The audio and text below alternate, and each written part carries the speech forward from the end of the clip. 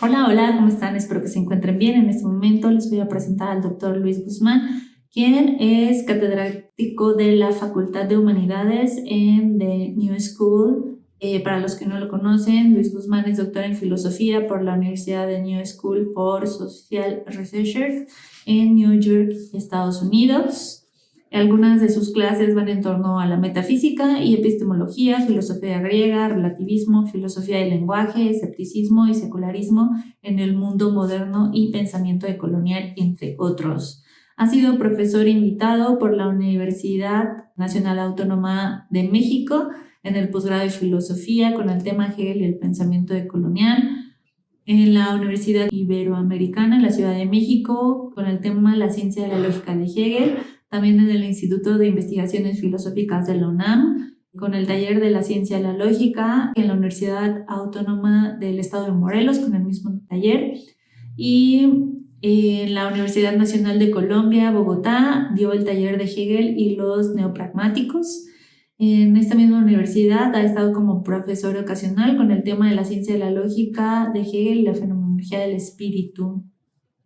También ha sido profesor de cátedra en Long Island University en Nueva York, en College of Technology en CUNY en New York. Ha tenido varias publicaciones, tanto en el Reino Unido, en México, en Poland, en Colombia, en Michigan, en la UAM, en Ciudad de México, en la Universidad del Estado de Morelos y en distintos lugares. En la caja de información les voy a dejar la bibliografía completa para que vayan a buscarla y a descargarla. Seguramente por ahí la pueden encontrar. También ha tenido varias traducciones que al gremio hegeliano seguro nos viene demasiado bien. Y bien, sin más por el momento, el doctor Luis Guzmán nos va a presentar una parte de la historia universal que concierne de los párrafos 349 al 351. Y bien, sin más por el momento, los dejo con el doctor Luis Guzmán. Buenas tardes. Intentaremos explicar los parágrafos 349, 350 y 351 de la filosofía del derecho de Hegel. En el parágrafo 349 creo que Hegel está intentando hacer una distinción entre independencia y soberanía, independencia formal y soberanía. Me parece importante resaltar que en estos parágrafos aparece de nuevo el término de barbarie o de bárbaro, y el rastreo que le hemos estado haciendo a ese término a través de la filosofía del derecho nos lleva a que esta parece ser la última justificación que ofrece Hegel de la colonización. Es una justificación un poco diferente a las anteriores, de la colonización europea sobre los pueblos no europeos o no blancos. Si entendemos a la filosofía del derecho como un libro sobre la libertad, tanto descriptivo como prescriptivo, es decir, explica en qué consiste la libertad, negatividad, y explica que solo se ha actualizado en los modernos estados europeos del siglo XVIII.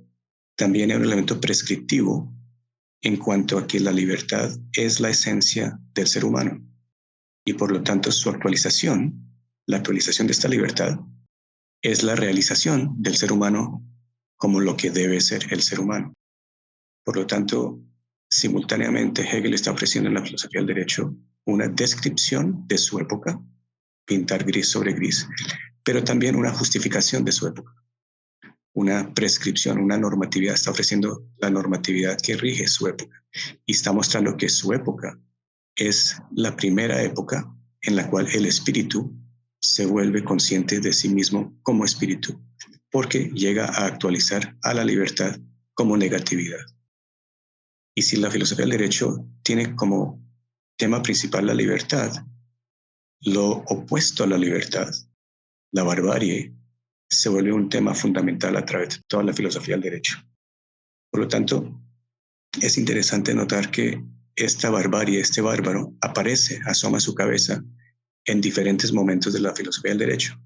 Una sección en derecho abstracto, una sección en moralidad y esta última sección en la eticidad. la eticidad. En el derecho abstracto aparece en el parágrafo 93 y se me hace que lo que está mostrando Hegel ahí es que el bárbaro como sujeto, como individuo, no tiene derechos y por lo tanto se justifica la expropiación de sus tierras porque el bárbaro no tiene ningún contrato con el europeo, no ha formalizado ningún contrato, no tiene leyes que lo regulen a él y al europeo conjuntamente. Y por lo tanto, posesión o uso de tierras no es suficiente justificación para la propiedad privada. La propiedad privada solo puede existir cuando hay un contrato de por medio. Y por lo tanto, expropiación de esas tierras no es un mal, no es un Unrecht, porque el mal solo puede existir a partir de un contrato, de un derecho. Solo se puede vulnerar un derecho que ya existe, un derecho ya preexistente. Y el bárbaro no tiene derechos preexistentes sobre la propiedad. Por lo tanto, no solo no es un mal lo que le hace el europeo al bárbaro en su expropiación, en su colonización, en su subyugación, sino que de hecho el europeo está corrigiendo un mal que el bárbaro ha hecho anteriormente con su mera existencia. En eso consiste el parágrafo 93, en hacer una distinción entre coerción primaria y coerción secundaria.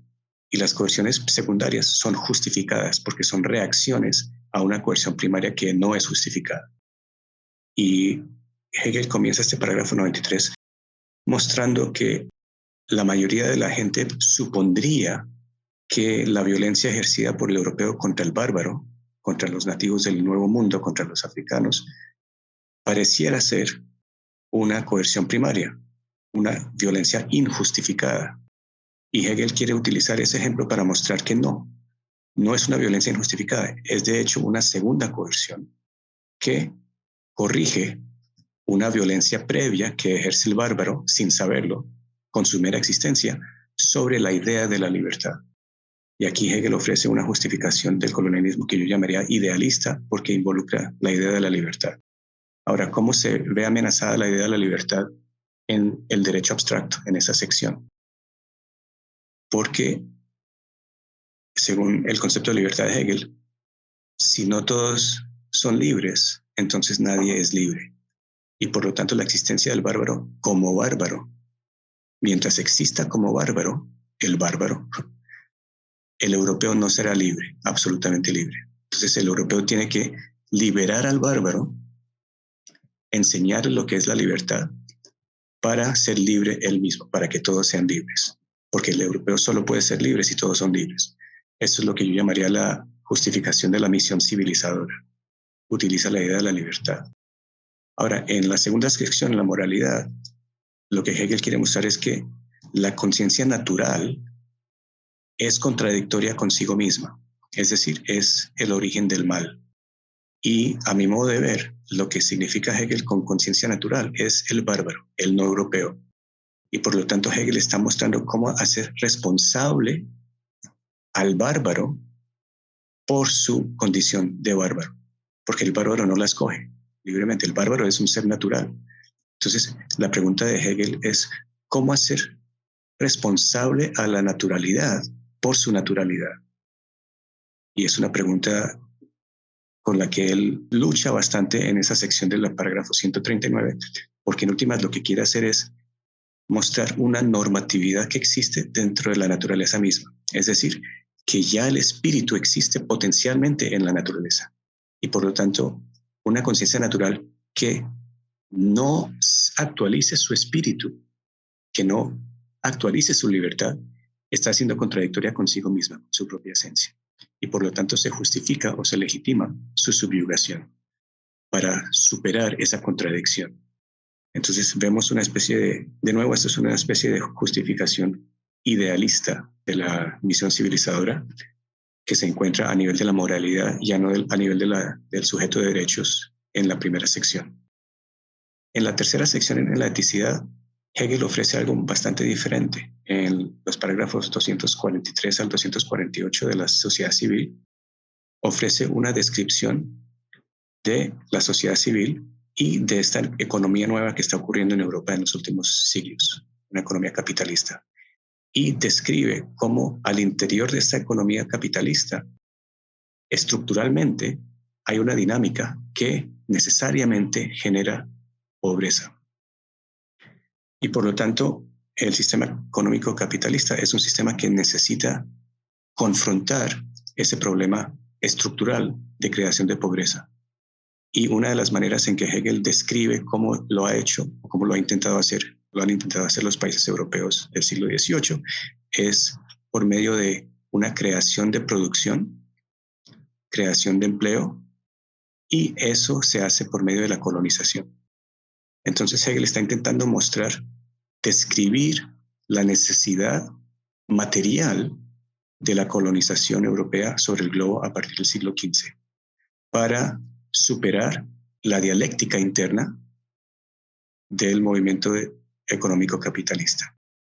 Y por lo tanto, aquí encontramos ya no una justificación ideológica o idealista basada en la libertad del colonialismo, sino es una justificación materialista, que sin esa colonización, sin ese movimiento expansivo de Europa hacia los confines de la Tierra, Europa no podría superar los problemas creados por su propio sistema económico, el capitalismo. Por lo tanto, entonces tenemos, por un lado, justificaciones idealistas del colonialismo y por el otro lado, en esta sección sobre sociedad civil, una justificación materialista del colonialismo.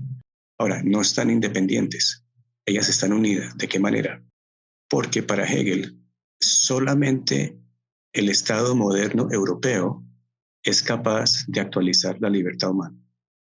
Solamente en un Estado con las instituciones y las prácticas que existen en un Estado moderno europeo se puede actualizar lo que él considera la libertad humana, esta negatividad. Y por lo tanto, la justificación material del colonialismo para sostener una estructura económica capitalista y superar el problema de la pobreza es normativo. Es una justificación idealista porque está haciendo sobrevivir o está salvando al sistema que va a permitir la actualización de la libertad. Entonces aquí se juntan justificación material y justificación ideal. De nuevo, ¿de qué manera? Porque la justificación material tiene un componente normativo, porque solo en este tipo de sociedad, con instituciones como la propiedad privada, la sociedad civil, los estados, las corporaciones, la familia, etcétera, las libertades individuales. Solo en una sociedad con este tipo de estructuras y prácticas e instituciones se puede realizar la libertad, se puede actualizar la libertad. Y por lo tanto, la sobrevivencia material de este Estado es una sobrevivencia normativa, es una actualización de la esencia del ser humano, actualizando su libertad. En el párrafo 49, Hegel establece una especie de desarrollismo donde ya no está hablando del sujeto de derecho bárbaro, ni del sujeto moral bárbaro, de la conciencia natural bárbara, sino de pueblos, dice tribus, grupos, familias, que se pueden denominar bárbaras. Y por lo tanto son folk, pero no son estados todavía, porque no han desarrollado o actualizado la idea. ¿Cuál idea? La idea de la libertad. No son conscientes de la libertad. Entonces son estructuras éticas, son Sittlichkeit, son eticidades sustanciales, pero en sí, no para sí. Y por lo tanto, su independencia, el hecho de que existan independientemente de otras eticidades, no legitima su soberanía. Es decir, eticidades o sustancias éticas más avanzadas, como la europea, que sí ha logrado actualizar la idea de la libertad, tienen el derecho y el deber de no solo no solo considerar, sino tratar como bárbaras a estas otras naciones. Entonces, en el parágrafo 349, Hegel está poniendo en duda la soberanía, está negándole soberanía a estos pueblos, a estas tribus, a estas formas de vida, a estas comunidades éticas, porque no han desarrollado, no han actualizado la idea de la libertad como lo han hecho los pueblos europeos, los estados europeos.